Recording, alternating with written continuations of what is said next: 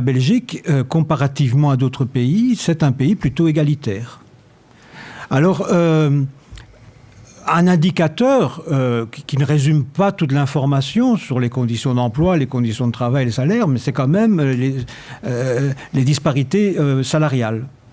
Alors, un de mes collègues, François Guesquière, a fait une thèse là-dessus et il a comparé la moyenne des salaires des 20% qui gagnent le plus parmi les salariés, hein, et des 20% qui gagnent le moins. Donc on ne s'intéresse pas aux parachutes dorés, aux salaires exorbitants des grands patrons, ça c'est un autre, ni à l'inégale répartition de la valeur ajoutée entre le capital et le travail, déjà, hein, au niveau du salariat. Et ce qui montre, c'est qu'en Belgique, cette disparité, ce rapport est d'environ 2. 2 fois plus, hein, pour ceux qui gagnent le plus par rapport à ceux qui gagnent le moins. Et si on compare avec les pays proches, européens, la France, l'Allemagne, on voit que ce rapport est beaucoup plus élevé. Il est de 4 de 4 pour l'Allemagne, par exemple. Hein. Le seul pays qui paraît plus égalitaire parmi ceux qui interviennent dans la comparaison, c'est le Danemark. Cette faible disparité est corrélée avec le taux d'affiliation. Quand on compare les pays, hein, il y a une forte corrélation entre le taux d'affiliation syndicale et les disparités salariales. Hein. Et en Belgique, effectivement, je vais y revenir, on a historiquement et encore aujourd'hui un taux de syndicalisation plutôt élevé. Mais ça, je vais y revenir. Mais il établit une autre corrélation avec le taux de couverture entre les disparités salariales et le taux de couverture par les conventions collectives. Et là, il y a aussi une forte corrélation.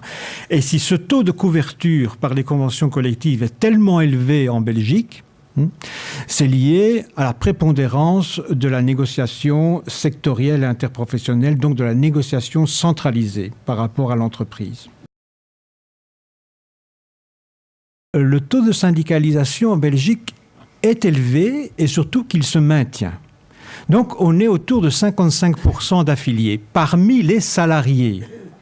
Il y a en Belgique plus de 3 500 000, je n'ai plus les chiffres en tête, d'affiliés, mais ça inclut les pensionnés, les chômeurs, etc. Les chiffres de l'OCDE établissent des comparaisons internationales et on se situe à 55% d'affiliés parmi les salariés. C'est nettement plus que ce qu'on observe dans les pays voisins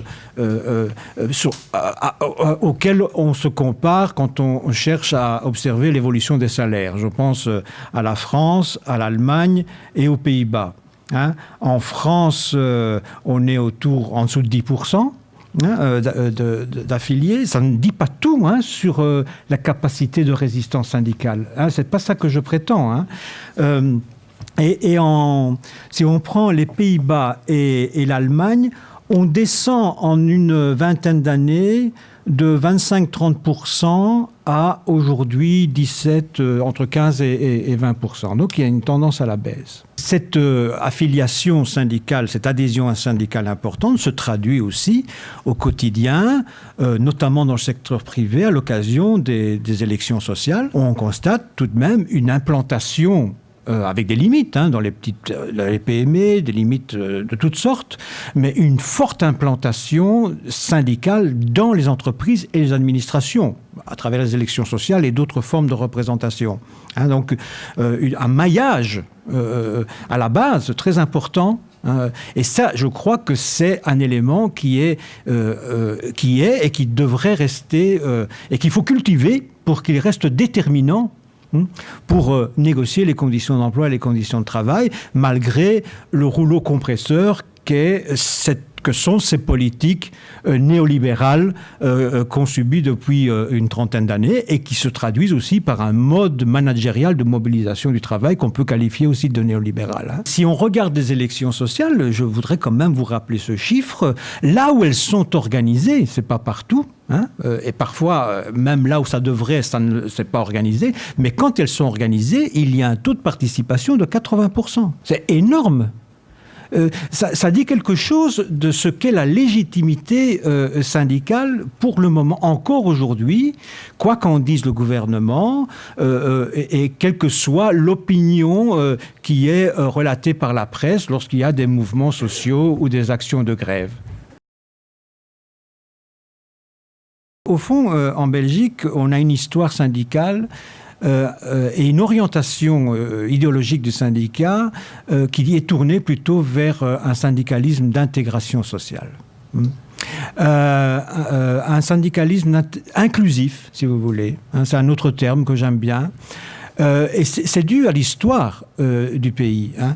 Les syndicats sont nés en Belgique à l'ombre des partis politiques, hein, de partis qui étaient plutôt réformistes. Le POB, c'était quand même pas un parti révolutionnaire. Hein, et ça veut dire que les syndicats se sont développés à côté du parti, à côté des mutuelles, à côté des coopératives, à côté du mouvement associatif. Et il n'est pas étonnant qu'aujourd'hui, les conserver cette trace-là, c'est un syndicalisme aussi très institutionnalisé,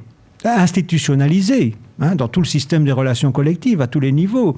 Mais c'est aussi un syndicalisme qui participe au rouage de l'État social, à travers la participation, je veux dire, dans la gestion de la sécurité sociale. C'est aussi un syndicat qui est impliqué dans ce qu'on a appelé la transaction ou le compromis social-démocrate, avec une tractation, enfin des formes de tractation, d'échange entre les partis et les syndicats, entre les syndicats et les affiliés, c'est-à-dire l'adhésion en échange de services syndicaux. C'est aussi un syndicalisme qui a comme perspective la paix sociale à travers la négociation, plutôt que le conflit. Hein, et bien sûr, le syndicat n'est pas homogène. Et les syndicats, comme vous savez, il y a quelques couleurs en Belgique. Ils ne sont pas du même type. Et à l'intérieur de chaque confédération syndicale, il y a des tendances diverses entre les centrales, entre les régions et entre autres entre le nord et le sud du pays. Donc tout ça n'est pas si simple. Mais globalement, c'est plutôt un syndicalisme d'intégration sociale qui s'est développé. Et c'est la négociation et sur le long terme, à différents niveaux, qui permet de faire de la Belgique un pays plutôt égalitaire jusqu'à aujourd'hui. Le syndicat conserve sa capacité de mobilisation. L'indicateur des jours de grève est très réducteur, on en est bien conscient, mais c'est le seul qui permet des comparaisons dans le temps et des comparaisons entre les pays. Si je regarde maintenant sur une longue période, quels ont été les pics de mobilisation exprimés en termes de jours de grève? On a 3 pics sur les 30 dernières années. Hein, et il y a eu le mouvement d'opposition au plan global du gouvernement Dehaene I en 1993. Il y a eu, dans une moindre mesure, en 2005, et c'était Verhofstadt, le mouvement d'opposition au pacte de solidarité entre les générations.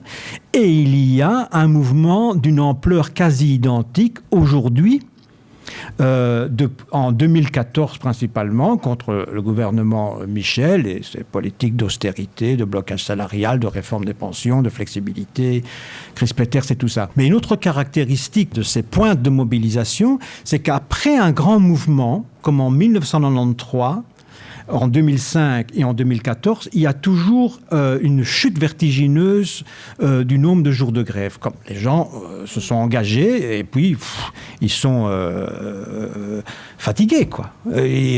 Mais ici, il y a une nouveauté par rapport aux 2 autres grands épisodes, c'est qu'en 2016, le nombre de jours de grève a de nouveau remonté. Le mouvement syndical il a reçu des coups, il est en difficulté, il ne parvient pas à infléchir les politiques gouvernementales, pas plus qu'il a pu le faire, en tout cas ponctuellement en 1993 ou 2005. Ça, on peut toujours le rappeler. N'empêche que sa capacité de mobilisation est toujours bien présente. Elle n'est pas plus faible aujourd'hui, globalement, qu'au cours des périodes antérieures.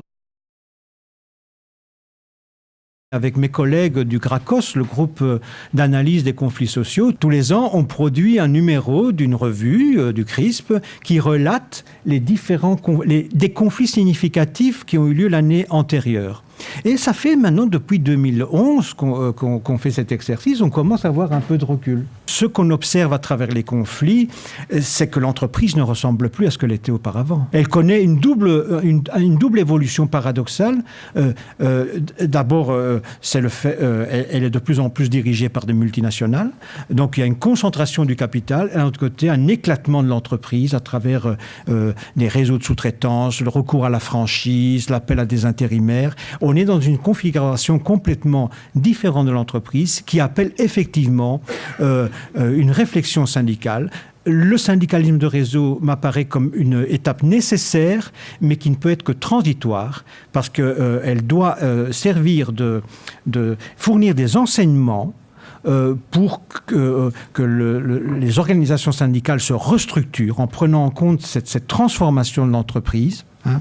Et pour qu'on puisse porter des revendications sur tout ce qui relève de la régulation du travail. Je pense notamment aux contours des conseils d'entreprise, des CPPT, au statut des délégués syndicaux et de leurs compétences, etc. etc.